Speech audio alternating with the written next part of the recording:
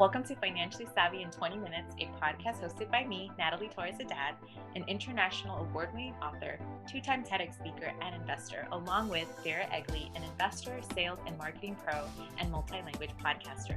We will share the tips and tricks from interviews with self-made entrepreneurs, leaders, and those who have attained financial freedom while learning financial literacy in multiple languages. Hello, hello. I wish I had a song for you to start off or end the year, but I don't. Maybe that's a goal for 2023. But today is a fun episode because well, first of all, you know who I am, Natalie, and I'm here with my awesome co-host, Vera. Hello.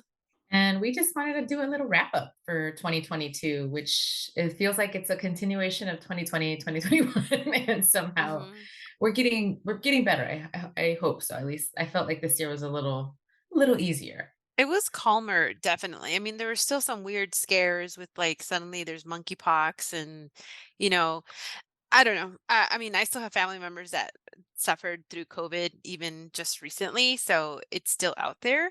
Yeah. But in general, it was calmer. And also, I don't know about you, but I didn't feel like this year was just zoomed by. Yeah. It kind of went in a very nice pace. Yeah, I felt like it didn't I felt, yeah, the last couple years felt like they were meshed together. This year kind hmm of felt a little bit more normal, whatever that means, the new normal, but I agree. But it didn't feel fast, right? It's not like I woke up and all of a sudden I'm like, "What? It's the end of the year." No, maybe it's because we did have such a meshing of the years that we took, I don't know, like note of each month and each day and what we were doing. So, and we were I able to go outside I freely. agree. It's like I think more, at least in my side, I think I've noticed most of us have become a little bit more mindful when it comes to getting together for holidays or just taking advantage of, public settings and how you appreciate certain things that we took for granted prior to COVID. hmm So just kind of like getting out and about and, seeing my husband do his stand-up comedy, which is Amazing. it's so funny to call him I mean, he's always been a comic in my life, but to really see him doing comedy at the Comedy Store or like the Hollywood Improv or That's places that are so just like cool. iconic. But that was like a huge fear that I had to get over of like, oh, I have to be back in public with people. I have to like allow myself to enjoy sitting next to someone or, hmm strangers again. So it's been an interesting year for sure. But I wanted to ask you that question that we tend to do at the end of the year is what you're reflecting on, what you're grateful for, and maybe some fumbles. Like been seeing a lot of funny memes of things that I'm just happy it wasn't me.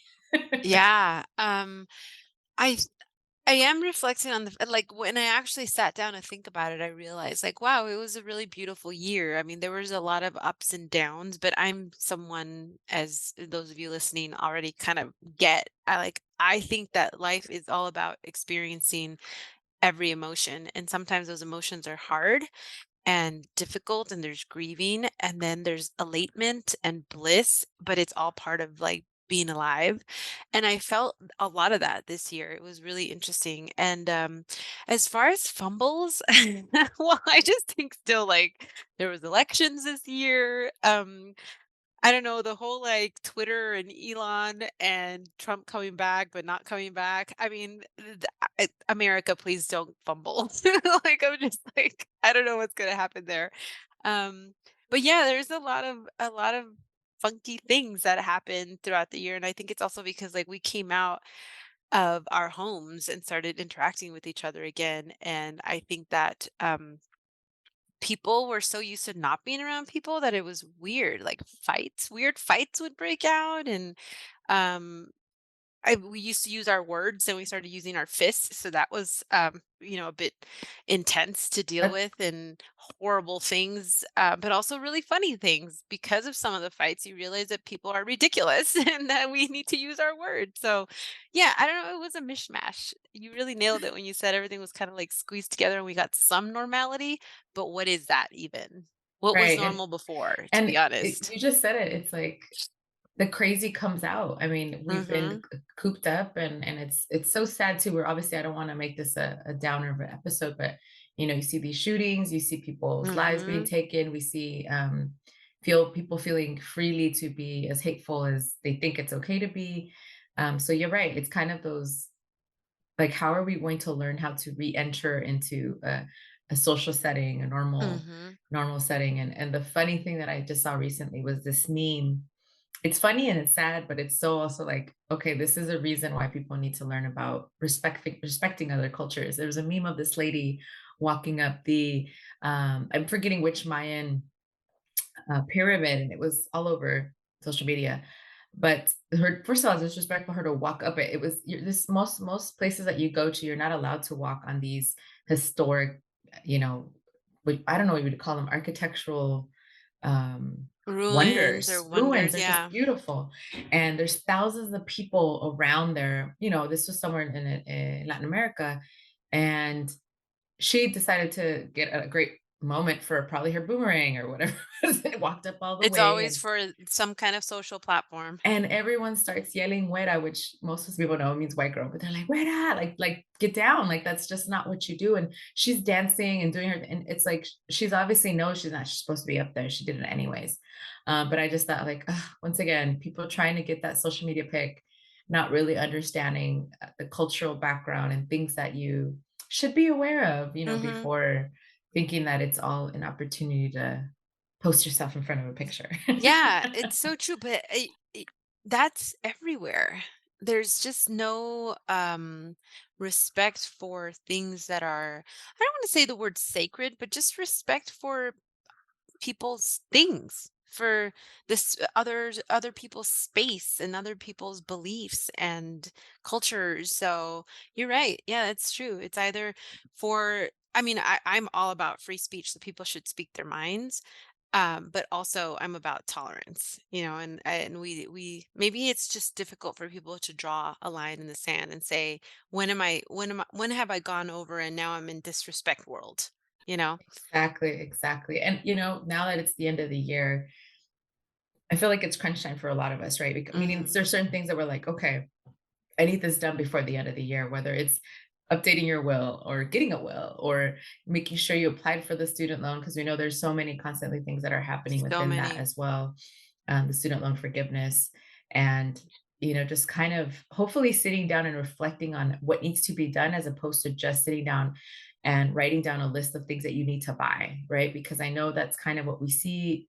I mean, whatever you're watching, whatever you're talking to people, it's, oh, with the sales, or when are you going to go take time to go shop, take a outlet day of shopping.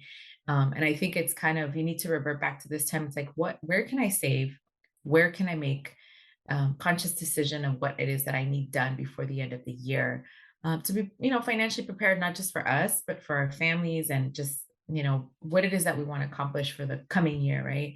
I'm going to share my 2023 goal. I think, for the podcast, obviously, we want to get more content out there, and we've had some great guests. I can't wait for people to hear those awesome episodes. But being able to get out and about again, like you and I, like, it's been great that we get to do this virtually, but it's also like, oh, it's so much more fun when we're in the same room Totally. together. It's that whole element of feeling extremely authentic, and then being able to share this with others, getting back in the savvy traveler, being able to travel again, doing little events, and hopefully we'll be able to, do some live from some of the conferences coming up. But I think that's kind of part of the goal, is just to be able to bring this to the mass and be able to, not just talk about showing representation, but providing that information that people Mhm. are asking, right? We get tons of questions, and I think that's really important to be able to do that. Mhm. So what's your goal for 2023? 2023 for me is really about hitting the road more.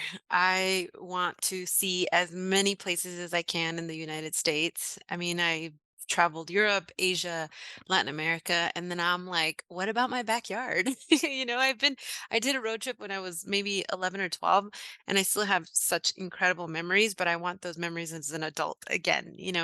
So I just want to get in the car with my husband and my two dogs and just, travel across the country. So that's what I'm gonna do next year for Ooh, sure. can we manifest this? They say put it Yes. out into the universe and say it out to people. I've been going back to Joshua Tree, as you've seen, like I've been twice there this month, which I love. I'm even rocking my shirt today. But you and I should do a Savvy Trailer road trip to Yes. Joshua Tree. Maybe beginning of the year, January would be fun to do some episodes. They have this incredible amphitheater I saw outdoors. the picture you posted Ah, on social. It's it's amazing. beautiful, and I'm just like, how fun do they I'm trying to figure out what kind of shows or, presentations they do out there, but I'm like, how cool would that be, to really take advantage of Mother Nature and be able Mhm. to have, like you said, travel like we had planned originally pre-COVID. So, I know we were gonna go putting it all the out way to there. Texas, even in Arizona for some Yeah. shows, but everything got canceled. So it's cool. For whatever reason, we had to stay home and really Time will reflect. happen. So yeah, I'm really excited though for the guests that we have coming up for 2023 as well. And also just touching upon what you said about people like really thinking about what, they're planning their budget. Um, I not to be ominous or anything like that, but the recession times are still really weird, and some people are saying we might actually get out of the slump that we're in, but I don't know. I'm neither negative or positive about the situation. I just think that you need to be mindful and watchful of big ticket items, of also ticky tacky items, like those $5 stores and stuff. Oof, If you don't need to yes. go, just don't do it. And Yeah. with the holidays around, it's always, I know we buy things for our family members, and then, come January 1st, we're like, "Ooh, okay, well, that was that. Now I need to start saving up again." I'd Yeah. say, do it now. I agree. And And, just what you just said, those tacky little things that people end up buying, or it's stuff that they'll throw away. It's kind of the Univision segment I did was the three things you should have on your list for your Christmas shopping is what is it what are you gonna make, right? Whether it's arts and crafts with kids or mhm, bake, what is it you're gonna make for the family? So meaning you might bake some plates, maybe your favorite dish. And the third one is what is it you're actually going to buy? But you're just right on. It's like, why start off the year with debt? It's not worth it, and being able to just kind of figure out like what's meaningful. And I love how you always say you're about experiences, you're about spending time with someone. And I think that's really key. And I think sometimes people forget that because things seem so cheap, and usually they are, but in the long run, it's like, why do we need to create more trash? Why do we need yeah, to, yeah. yeah, It's like my aunt always said, she raised my mom, so she's like my grandmother. She's like, "You it's nice that you bring me things when you come over, but really the fact that you just come over and have a cup of coffee with me, that's already more than I could ever ask for." And that's almost everyone. Connection and helping others feel, or making others feel alive and connected. That's like the biggest gift you could give. So think about that throughout the year, I would say. Make that part of your 2023 goal as well. Like, how can you make someone feel alive and connected? I agree. And this coming year, I want people to really chime in. And we say it every year, like give yourself 20 minutes out of your day to learn to save about money. But um I try to be optimistic, but I'm also a realist. And I know that inflation is real. We feel that, right? Many people are feeling that. We also see that the inflation rates aren't it's going to go up more. That's just what happens, right? It's part of the way our economy runs. And we are going to see a lot more layoffs. We're going to see a lot more people struggling. So trying to figure out what is the best plan for people, how they can figure out what resources are available in their community. I think that's really key. There's a really good he's a YouTuber, he does a bunch of other stuff, but I want to call it the Minority Mindset Report or something, but I'm going blank on his name right now, but hopefully maybe we can get on as a guest. I just like the way he does break down some certain terms and things that are happening within this economy because yeah, it's functionally another crash that's coming. And people always think that it happens like they think it happens like a bomb, like boom, here it is, right? And it's like no, it gradually It's, happens. There's yeah, it's a slow boiling frog. yes, exactly. I'm going to refer back to my dad's the way he refers to everything because he's a plumber. He's been a plumber for I don't even know about 30 something years. He's like, it's just like when something gets stuck in the drains in the pipe, it's like it's buildup, and eventually it'll either burst or it'll slowly ruin your life basically, and if not spend a lot of money. And I mean that's one of the most expensive things when it comes to real estate, right? Is plumbing and electrical. So Yeah. just kind of keep that in mind on what it is that you should be preparing because I keep hearing a lot of people being so optimistic, which is I get is it's helpful, but they're too optimistic that it's kind of like now you're being naive that these things won't happen because they will happen or have had already happened. So just kind of like what can you do to prepare yourself for those rainy days that might be storms at times? hmm I agree. Yeah, I mean, stay tuned, everyone. We wish you a beautiful rest of the year, whatever, days are remaining. Have fun with your families. And remember, it's not like there's like a wall and suddenly you jump over it and it's a new year. I mean, it is just, time is a construct. We know that. But it's nice to be cozy during these times, and you don't need to have a lot of stuff around you to be cozy. You just need to have family, friends, or even if you have an online community, some Yeah. people really love that and prefer that to talking in person. I think that there's so much love and connection that can happen. And so, yeah, from my part, I really appreciate always being able to be here, be with you, Natalie, and to all the listeners. Thanks for sticking around all this time, and please continue giving us feedback so we can bring on more guests and cover more topics. Yes, we could celebrate the new year with our 7 years. Well, what? Woo! So yes, stay tuned and wish you all a very financially savvy holidays, but more importantly, a prosperous new year. So Love see you it. on the next one. Bye. Bye. Thank you, and please make sure to subscribe and leave your comments and reviews. To learn more about the podcast, check out the website and Instagram, Financially Savvy in 20 Minutes, and watch interviews on YouTube and IGTV. To become a sponsor or hire us for your next workshop or speaking engagement, please visit financiallysavyin20minutes.com. All it takes is 20 minutes daily to become financially savvy. Music by Nikki and produced by Robert DeLude.